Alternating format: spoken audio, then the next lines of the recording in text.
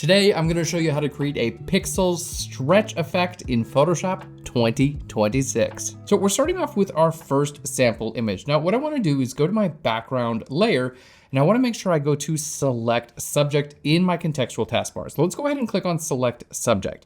Now, the cool thing here, this is incredibly easy. All I have to do is duplicate this subject 2 times. So we're gonna go make sure we're background layer is selected. We're gonna hit Ctrl or Command J once and twice. Again, Control or Command J.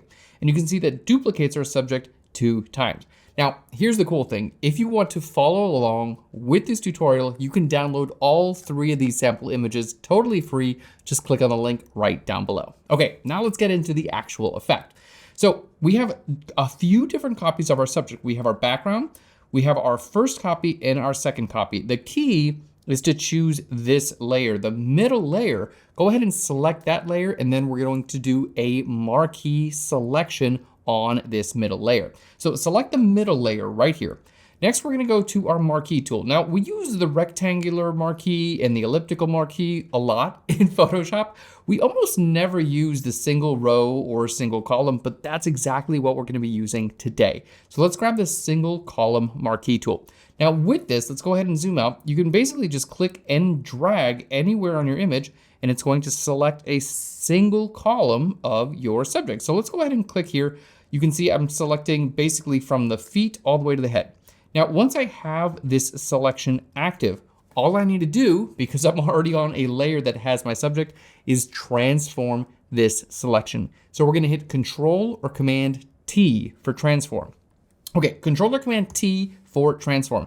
Now, once I click on transform, you're gonna go all the way here, and you're gonna see like it's kind of hard to grab what you need to grab. Don't even worry about it. If you hold Control or Command and click right over here, you can just click and drag out in this direction. That's all you need to do. Hold Control or Command and click and drag out.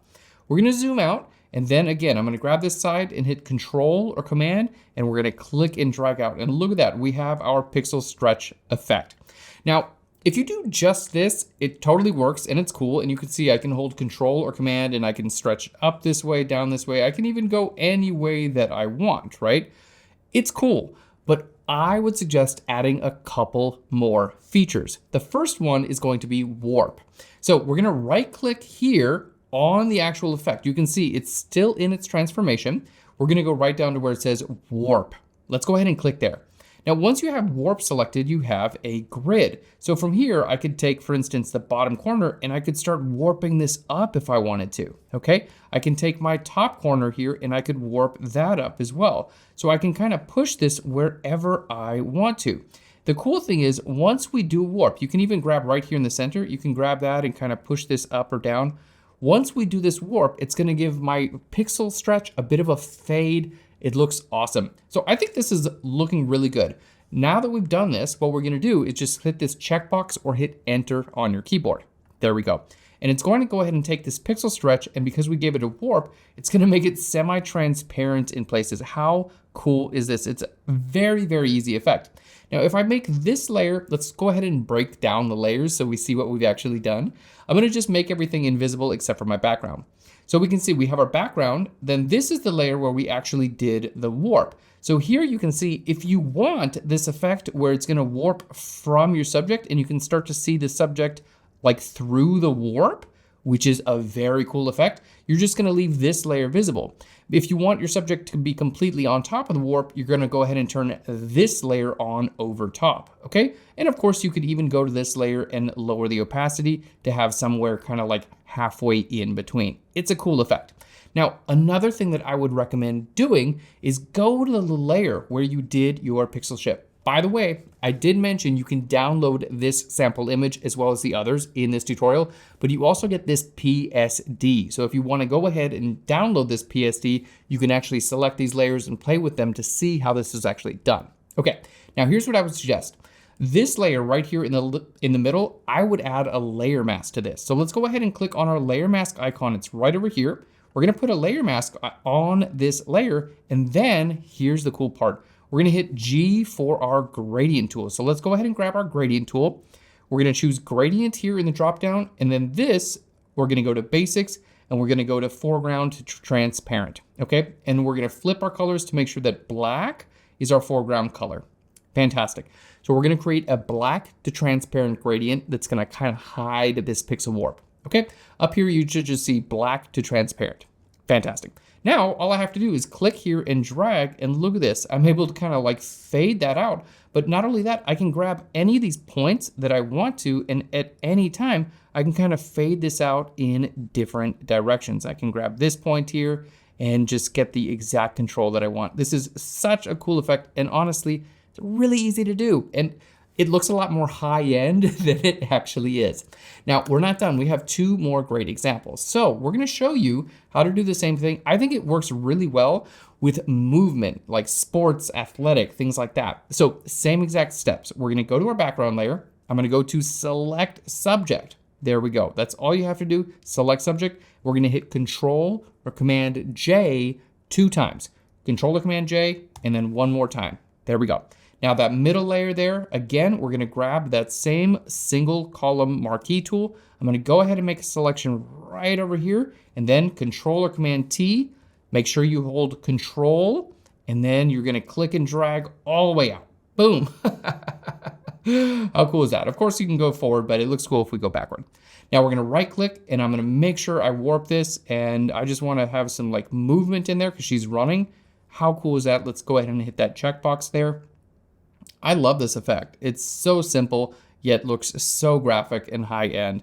And right here, which is really cool once this loads, you can see because we grabbed her forward foot for this effect, you're gonna see her forward foot. Let's go ahead and deselect. Her forward foot, that streak is going behind this other foot, right? So it actually looks like this foot is kind of like trailing behind. It's a really cool 3-dimensional effect.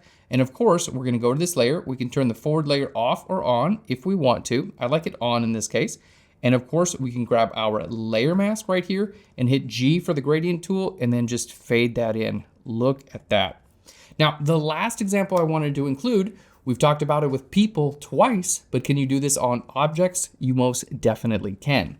So in our last example, and you're gonna be able to download all 3 of these, in our last example, we're gonna select this little, it's such a cute little car. I don't even know how they made a car this small. Like, look at that, it's a tiny little thing. But we're gonna go ahead and select it. So if you have any object in your photograph, I recommend using the Object Selection tool. Okay, Object Selection tool is right over here with your Magic Wand tool. So it's underneath your Pixel Marquee tool, Object Selection tool. Now with this tool, you have a few different options. You have up here, you can choose a rectangle or a lasso. We're gonna just change rectangle, and then you literally just click and create a rectangle around the object you want to select, and look at that. It turned it into a selection. That's it. You just have to drag a rectangle and it automatically identifies that option and selects it. Okay, so now, exact same steps as before. Hit Control or Command J 2 times. Boom, boom, there you go. Grab that middle layer. We're gonna grab our single column marquee tool. I'm gonna just grab this tail end right there, and then Control or Command T and boom, stretch it out. There we go, that's all we need to do. We're gonna right click and I'm gonna go to warp and just warp it. I just think it's kind of cooler if you warp it. Just gives it a little bit of flair. It makes it more fun.